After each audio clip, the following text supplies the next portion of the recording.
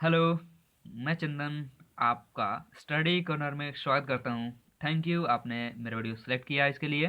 और सिलेक्ट करते के साथ में आपने जो टॉपिक देखा है फ्रांस की राज्य क्रांति और नेपोलियन के जीवन के बारे में, जो कि बहुत ही इंपॉर्टेंट है। कहीं ना कहीं एग्जाम में कभी कभी पूछ दिया करता है। तो मैं अब एक टॉपिक ये जो है एक दो दिन बीच करके ये सब टॉपिक में ले ले आऊँगा, बाकी जीके ट्रिक के अलावा। तो ये टॉपिक भी हम लोग कुछ जीके ट्रिक की तरह ही पढ़ेंगे, मज़ेदार तरीके से, मतलब कि एकदम आप बिल्कुल बोरिंग नहीं होंगे ऐसा कुछ। ठीक है, क्योंकि मैं खुद थोड़ा सा फील करता हूँ कि हिस्ट्री जो है बोरिंग है ये वो। चलिए देखते हैं कि क्या बोरिंग है सच में। तो बस आपको लास्ट तक साथ देना है, बिल्कुल कहीं नहीं जाइए, देखते रहिए।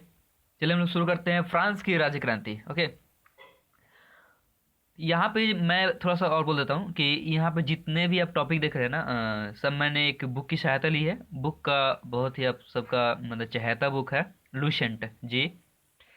उसका मैंने सहायता लिया है और टोटल उसमें से जितने भी पॉइंट है सारे के सारे उसमें नोट किए हैं। कुछ अलग ही तरीक़ा से नोट किया है। तो बस साथ देना है, देखते जाना है, कुछ छूटेगा नहीं है। और जितने भी पॉइंट है सब इम्पोर्टेंट है, एग्जाम में पूछने वाला लायक है। और एक्स्ट्रा कुछ भी जानकारी चाहिए तो बिल्कुल आप गूगल पे सर्च मारें, क्योंकि ज़्यादा जानकारी बहुत अच्छी बात होती है। चलिए हम लोग देखते हैं फ्रांस की राज्य क्रांति। फ्रांस की राज्य क्रांति जो है 1789 ईस्वी में लुई 16वां के शासनकाल में हुई। समझ रहे हैं? तो जितना भी राज्य क्रांति समझ रहे, राज्य क्रांति यानी कि जितना भी हुआ था वो सब 1789 में लुई 16वां के शासनकाल में हुआ था। इस समय जो है सामंती व्यवस्था थी। क्लियर? और लुई 16वां के बाद में कोई शासन आया ही नहीं, तो लुई 16वां जो है इस शासनकाल का सबसे लास्ट था। ठीक है, लुई 16वां। इसके पहले लुई 14वां, लुई 15वां ऐसे करके आए होंगे, तो लुई 16वां शासन जो लास्ट है 1789 में फ्रांस की राज्य क्रांति। आगे 14 जुलाई 1789 इसी को क्रांतिकारियों ने बास्तिल के कारागृह के फाटक को तोड़कर बंदियों को मुक्त कर दिया। आप समझिएगा कि जो जेल है, जब इसको तोड़ दिया गया तो समझ सकते हैं कि तिल का तार बनाना था, तिल का एक तार बनाया गया था। तिल यानी बास्तिल, तार बनाया गया था मतलब क्या, एक जेल बनाया गया था, उसमें बंद थे कुछ बंदी लोग। तो क्रांतिकारी जो थे वो करके उन लोगों ने क्या कर दिया कि फाटक को तोड़ दिया और जितने भी बंदी थे सबको क्या कर दिया, मुक्त कर दिया। तो समझ गए बात को। इसलिए 1789 जो है फेमस है। इस दिन राज्य क्रांतिकारियों ने जेल तोड़ा, बंदी को आज़ाद किया। और इसलिए ये जो डेट था 14 जुलाई, यहाँ का 14 जुलाई जो है राष्ट्रीय दिवस के रूप में मनाया जाने लगा। क्लियर? 14 जुलाई को राष्ट्रीय दिवस यहाँ पे मनाया जाने लगा। 1789 एक जो फेमस डेट है राज्य क्रांति के लिए है, और बास्तिल का कारागृह है। आगे इस क्रांतिकारी का नारा जो था, समानता, स्वतंत्रता और बंधुत्व। स्वतंत्रता तो होगा ही ना भाई, देखिए जेल से सबको आज़ाद कराया है तो स्वतंत्रता होगा, सबको स्वतंत्र कराया है, स्वतंत्रता। और जरूर कुछ बंधुत्व का ना थी, कुछ मतलब कुछ भाई बंधु भी होंगे तो उन बंधु को अपने आज़ाद कराया था।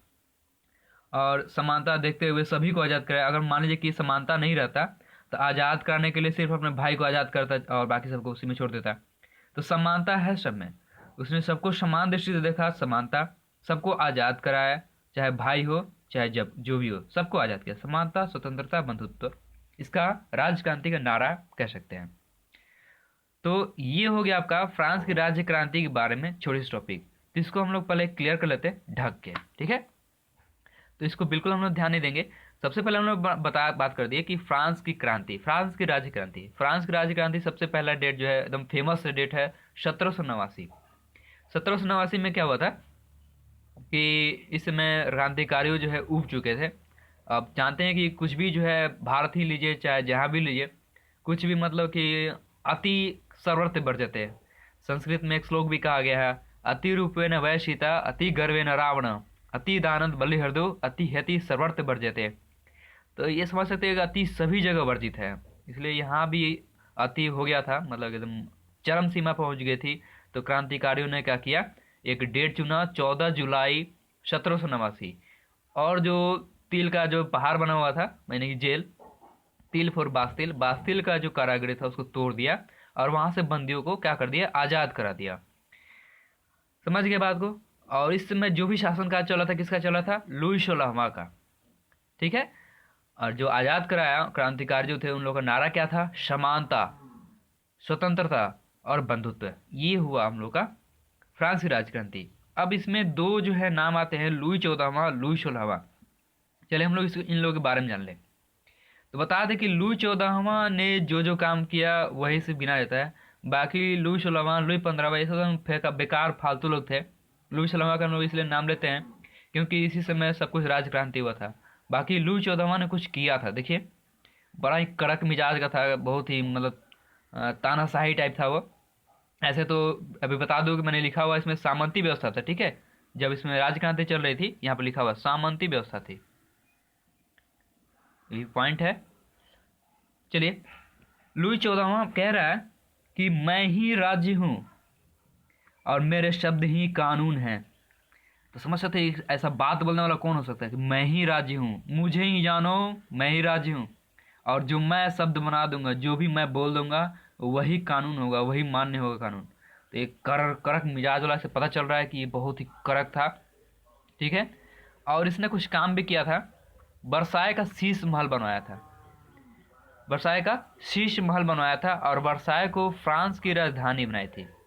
तो वर्साय वर्साय क्या बनाया? वर्साय का शीश महल बनवाया और वर्साय को राजधानी भी बनाया। ये लुई 14वां का टोटल काम हो गया। लुई 16वां आप चलते हैं हम लोग।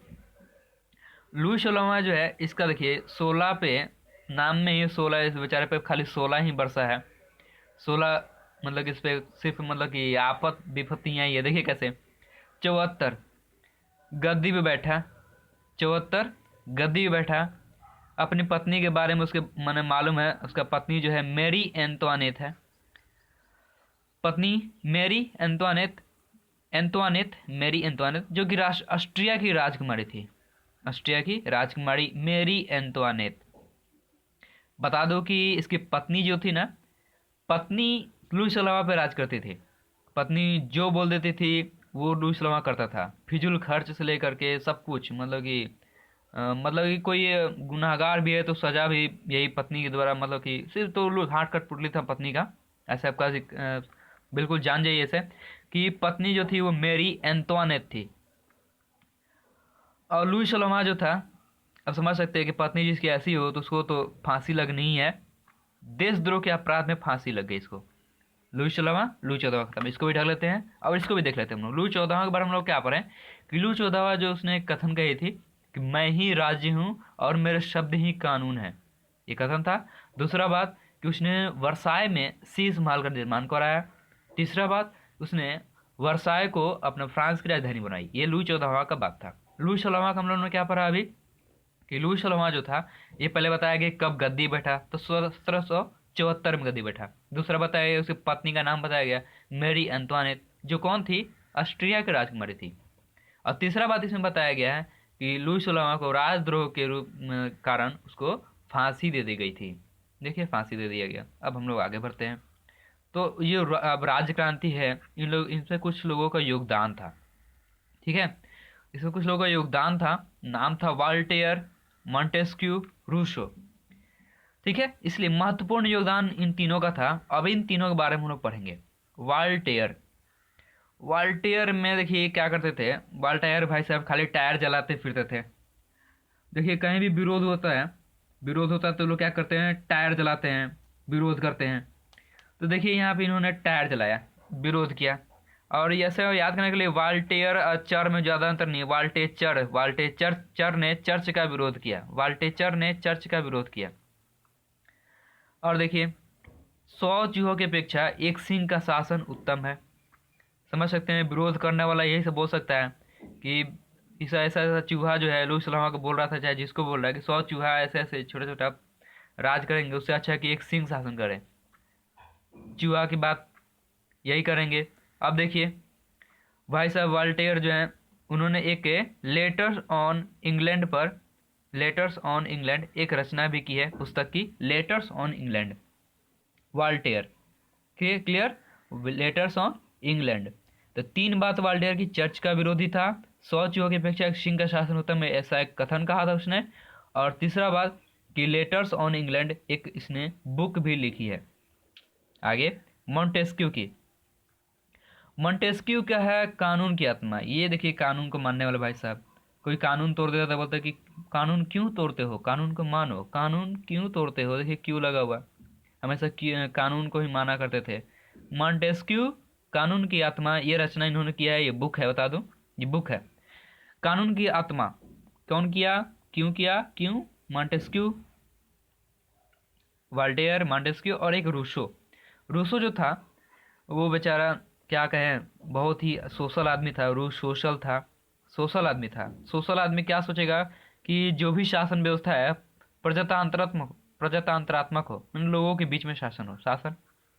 और देखिए सोशल, ये रचना देखिए सोशल कंट्रैक्ट, रचना हम लोगों का तीन चीज मिला, तीनों का तीनों रचना मिल गया। वाल्टेयर का जो है लेटर्स ऑन इंग्लिश है, मॉन्टेस्क्यू जो है वो उसका रचना जो कानून की आत्मा है, और रचना इसका रूसो का रचना जो सोशल कंट्रैक्ट है, रूसोसल, रूसोसल सोशल। और सोशल वर्क यानी सोशल आदमी क्या सोचेगा कि जितना भी शासन पद्धति है वो किसके हाथ में जाए, प्रजा लोग के साथ में जाए, इसलिए प्रजातांत्रिक। चलिए एक बार हम लोग इस क्रांतिकारी लोगों के बारे में हम लोग इसको ढक लेते हैं, इसको पढ़ते हैं हम लोग। फ्रांस के राज्य क्रांतिकारी जो है मेन तीन लोग हैं, कौन कौन, वाल्टेयर, मॉन्टेस्क्यू और रूसो। वाल्टेयर क्या कहता है कि उसका तीन बातें उसमें लिखी गई है। पहला बात उसका कथन में लिखा हुआ कि वो कहता था कि 100 चूहों की अपेक्षा एक सिंह का शासन उत्तम है। और दूसरा बात वो कि वाल्टेयर से चर याद आया था, वाल्टेयर चर्च, चर्च का विरोधी था, और उसने एक रचना की थी वाल्टेयर से कि वो इंग्लैंड थी, लेटर्स ऑन इंग्लिश, ये उसने रचना की थी, लेटर्स ऑन इंग्लिश। मॉन्टेस्क्यू कानून क्यों तोड़ते हो, कानून की आत्मा, ये बुक उसने लिखी है। रूसोशल यानी सोशल वर्क ही सोचेगा, तो इसने क्या किया है कि प्रजातांत्रात्मक शासन व्यवस्था का जोर दिया है, इसने इसका मतलब कि समर्थन किया है। और इसकी जो रचना थी वो सोशल कंट्रैक्ट इसका रचना है। और इस तरह से थोड़ा सा 2 पॉइंट रह गया है, मात्र 2 पॉइंट में एक पॉइंट जो छोड़ना बिल्कुल ही जायज़ नहीं होगा। इसमें लिखा है कि टैले एक प्रकार का भूमि कर था, और एक माप तौल की प्रणाली, दशमलव प्रणाली जो होती है वो फ्रांस की देन है। बहुत ही बड़े है, दशमलव प्रणाली कहाँ की देन है, फ्रांस की देन है दशमलव प्रणाली, और ये फ्रांस की देन है। टैले, ट्रेले क्या है, ट्रेले एक भूमि कर है, टैक्स है जो भूमि पर दिया जाता था उस समय, ट्रेले था। तो हम लोग का ये फ्रांस की राजक्रांति खत्म हुआ। तो इसके तुरंत बाद अब ज़्यादा मतलब कि हम लोग शुरू करते हैं। वीडियो थोड़ा सा लॉन्ग हो जाएगा, इसलिए मैं सोच रहा हूँ कि इसका नेक्स्ट पार्ट में वीडियो बना देता हूँ। अब तुरंत इसके जैसे वीडियो एंडिंग आप देख रहे होंगे, यहाँ पे आपका स्क्रीन पे आ गया होगा, ये आप क्लिक करेंगे इस पर नेपोलियन का, इसमें आपको मिल जाएगा नेपोलियन का टोटल जीवनी। चलिए हम लोग देखते हैं नेपोलियन का जीवनी।